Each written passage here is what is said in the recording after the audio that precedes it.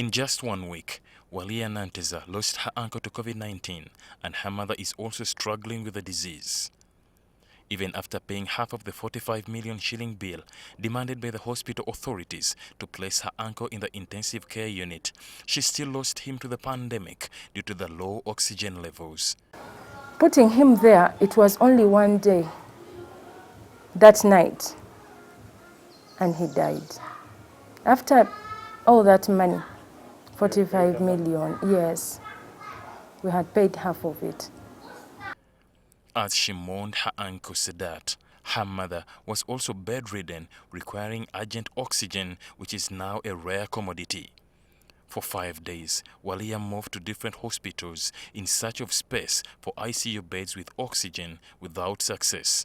The only available space for oxygen was rated at 2 million shillings a day, while they declined. After, when we knew that he needed oxygen, we knew that now we have to have money gaining. But, you know, it was a bad experience seeing her dying when you can.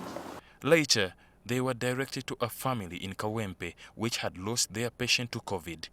That family still had 2 empty cylinders which they had at 800,000 shillings each.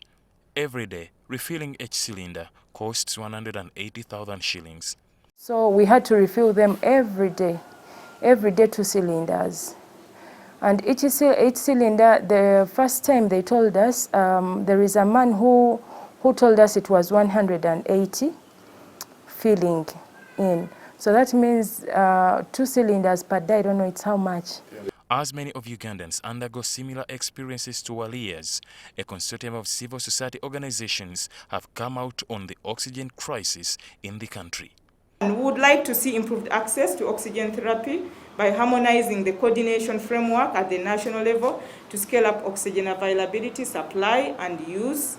Even if we had the highest capacity of oxygen production, without closing the tap on new infections on COVID, we cannot meet that demand. So, and that also points to the lack of awareness, information, mobilizing communities. We also saw this again with the uptake of the vaccines in the beginning. Afandena Kalema, she went to the tax park and made sure the government offered buses to take people back home at a subsidized cost. Can Afandena Kalema go to the hospitals or try to regulate the amount of money we are paying in these hospitals?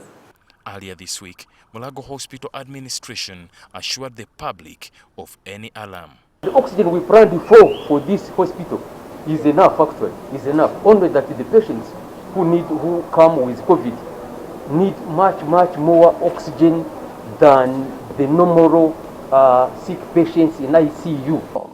If the oxygen levels, if the oxygen is available, and you know you were selling oxygen, for example, at 100,000, if there is too much need of it, why do you really raise prices?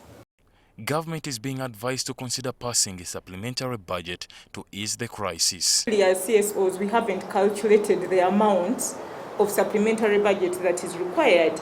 But with everything taking place, we can only ask the government to look at what the need is, what is currently available and what is needed, because the need is just into our faces. Can government provide a supplementary grant and grant to the organizations or the manufacturers who have been developing or making medical oxygen?